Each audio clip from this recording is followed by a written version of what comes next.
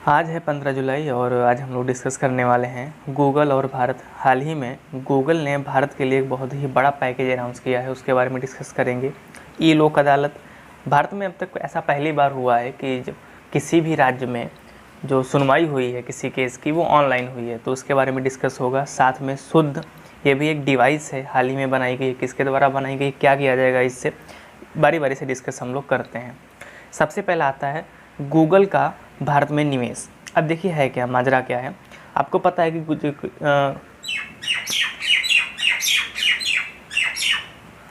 आपको पता है कि जो गूगल के सीईओ हैं एक भारतीय हैं, नाम है उनका सुंदर पिचाई। ठीक है, जहाँ तक इसकी हम स्थापना की बात करें तो शायद 1998 में गूगल की स्थापना हुई थी। किसके द्वारा की गई थी? लैरी पेज के द्वारा की गई थी। इन्होंने क्या किया है, एक फंड जारी किया है। उस फंड का नाम है Google for India digitization fund, यानी कि भारत को डिजिटल बनाने के लिए जो मदद करेगा उसके लिए एक फंड दिया है। उस फंड में $10 बिलियन की राशि की घोषणा की है इन्होंने। ठीक है, अब इस फंड के अंतर्गत क्या होगा, गूगल भारत में आने वाले 5 से 7 वर्षों में लगभग, अगर हम इसी को भारतीय करेंसी के रूप में देखो, लगभग 75,000 करोड़ रुपए हो जाता है। तो आने वाले 7 यानी कि 2025 से 27 के बीच में जो गूगल है भारत में कितना निवेश करेगा, लगभग 75,000 जो करोड़ रुपए हैं वो भारत में गूगल निवेश करने वाला है। और ये निवेश जो होगा वो किन क्षेत्रों में होगा उसकी बात करते हैं। जो निवेश के जो प्रमुख क्षेत्र हैं, पहला तो है भारतीय भाषाओं तक किफ़ायती पहुंच, यानी कि आप देखते हो कि अभी वर्तमान की स्थिति में बात करें, गूगल पर आप हिंदी और अंग्रेजी में ही टाइप कर सकते हो, अन्यथा 2 भाषाओं, भारत की बात कर रहे हैं, 2 भाषाओं के अलावा शायद भारत में अभी कोई भी सर्च इंजन ऐसा नहीं आया कि कोई या तो मराठी हो, या मराठी भी जहाँ तक आ गया है, उर्दू वगैरह जो है अभी नहीं आ पा रहा है, सर्चिंग नहीं होती है उससे। लेकिन ऐसा होने के बाद में, ये निवेश होने के बाद में शायद संभव हो सके जो भारत की भाषाएँ हैं, यहाँ तक कि जो 22 भाषाएँ हैं संविधान में, वहाँ तक तो गूगल की पहुँच हो ही जाएगी। तो दूसरा क्षेत्र है भारत के लिए विशेष दिन नए उत्पादों और सेवाओं को तैयार करना। ठीक है, थर्ड है आपका व्यवसाय को सशक्त बनाना, किस तरीके से जो काम है वो ऑनलाइन कराया जाए। फोर्थ आपका है स्वास्थ्य, जो बहुत ही महत्वपूर्ण है, शिक्षा भी महत्वपूर्ण है, और साथ में कृषि जो आपको पता है कि जो भारतीय अर्थव्यवस्था की रीढ़ बोला जाता है वो कृषि को बोला जाता है। उसमें जो कृत्रिम बुद्धिमत्ता है यानी कि आर्टिफिशियल इंटेलिजेंस है, उसका लाभ कैसे उठाया जाए, इन सब रिसर्चों के अंतर्गत जो 75,000 करोड़ रुपए हैं वो इसके अंतर्गत निवेश किया जाएगा। अगली बात करते हैं, जो गूगल के अंतर्गत एक और कार्यक्रम है, उस कार्यक्रम का नाम है गूगल फॉर इंडिया। हाल ही में इसको जो है लॉन्च किया है गूगल ने। इसके अंतर्गत होगा क्या, इस कार्यक्रम में की गई एक अन्य घोषणा के तहत कंपनी दिसंबर के अंत तक, यानी कि जो दिसंबर 2020 है उसके अंत तक, यानी आप मान सकते हो मोटा मोटी 2021 की शुरुआत में 22,000 केंद्रीय माध्यमिक शिक्षा बोर्ड स्कूल यानी कि जो CBSE हैं उनमें लगभग 1 मिलियन यानी कि 10 लाख शिक्षकों के साथ भागीदारी करेगा। यानी कि किस तरीके से उनको ऑनलाइन टीचिंग करना है वो सिखाया जाएगा। अब क्योंकि आप वर्तमान की स्थिति में देख पा रहे हो कि स्कूल खुलना कोई भविष्य में दिख नहीं पा रहा है कि ऐसे भीड़ भाड़ जगहों पे बच्चे इकट्ठा हो पाएंगे, तो इसीलिए सरकार भी चाह रही है, जो HRD मिनिस्ट्री है वो भी चाह रही है कि किस तरीके से घर से ही बच्चे कैसे पढ़ें, किस तरीके से ऑनलाइन शिक्षा को प्रभावी रूप से लागू किया जाए। तो उसी को देखते हुए गूगल ने गूगल फॉर इंडिया कार्यक्रम लॉन्च किया है। तो यहाँ से कई सारे क्वेश्चन बन सकते हैं। सबसे पहला कि CBSE के अध्यापकों के लिए ट्रेनिंग देने के लिए किसके साथ में भारत ने समझौता किया है, तो वो समझौता कौन सा है, गूगल के साथ में किया है, गूगल फॉर इंडिया के नाम से। नेक्स्ट आता है ई लोक अदालत। अब ई का तो मतलब पता ही आपका, जैसे ईमेल, ई पास, ई बुक, ई लोक, मतलब क्या होता है ये, इसका मतलब होता है इलेक्ट्रॉनिक। ठीक है, सीधा सा मतलब होता है, ई का मतलब इलेक्ट्रॉनिक। तो हुआ क्या है, छत्तीसगढ़ सरकार द्वारा कोविड-19 की महामारी के बीच में भारत की पहली ई लोक अदालत का आयोजन किया गया। ठीक है, मतलब किसी केस की सुनवाई ऑनलाइन की गई, यानी कि वेबिनार के माध्यम से। वेबिनार क्या होता है, पहले इसका डिस्कस हम लोग कर चुके हैं, यानी कि मान लीजिए एक तरीके से वीडियो कॉन्फ्रेंसिंग। ठीक है, यानी कि वीडियो कॉन्फ्रेंसिंग के माध्यम से लोगों का जुड़ना, वहीं पर जो भी होता है अपने जो विचार है आदान प्रदान करना। अगर केस हो रहा है तो वकील सुनवाई करेगा, जज अपना जो है जजमेंट देगा। तो बहुत सारे तरीके से यहाँ पे हुआ होगा ऐसा, और ऐसा करने वाला जो भारत का पहला राज्य कौन सा, छत्तीसगढ़ ही है। तो यहाँ से बहुत ही महत्वपूर्ण क्वेश्चन बन जाता है कि भारत का ऐसा पहला राज्य जहाँ पर ई लोक अदालत के अंतर्गत सुनवाई की गई। तो कौन सा राज्य है वो? छत्तीसगढ़ है।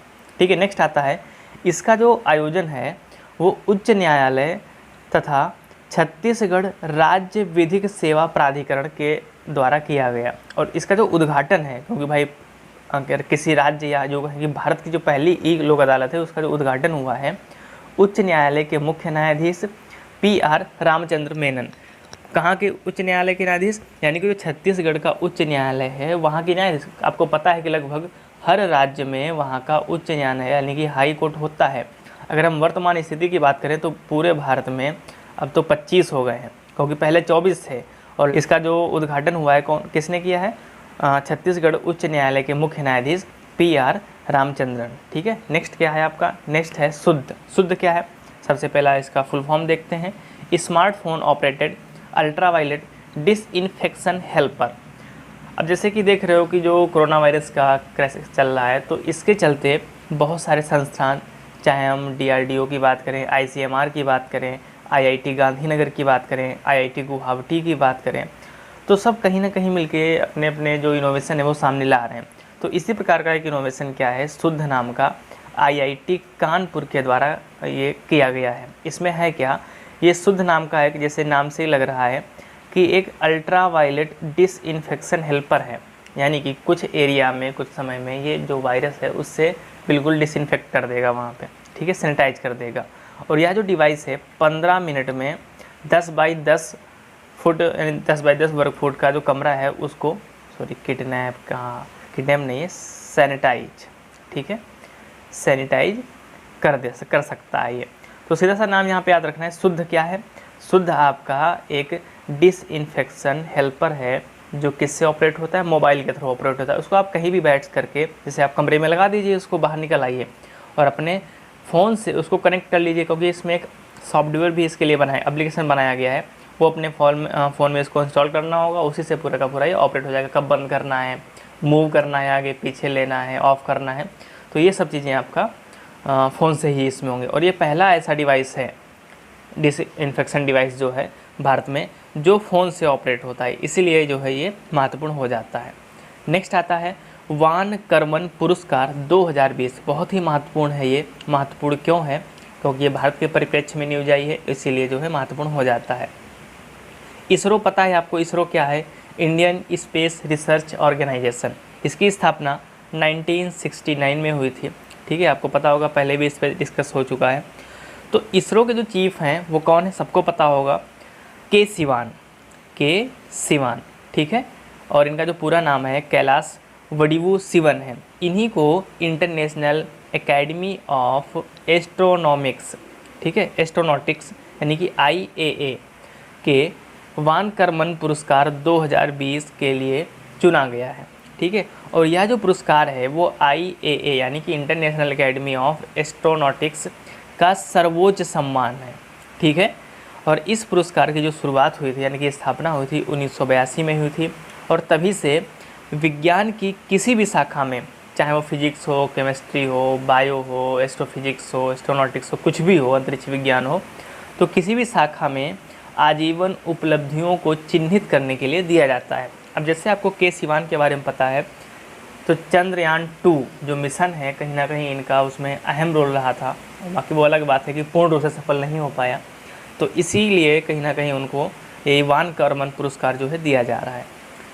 हाल ही में एक अचीवमेंट और हुआ है इंडिया के बारे में, भारत की बाघ गणना 2018 को लेकर के, और ये जो गणना है उसको गिनीज वर्ल्ड रिकॉर्ड में इसको दर्ज किया गया है क्या ये देखते हैं।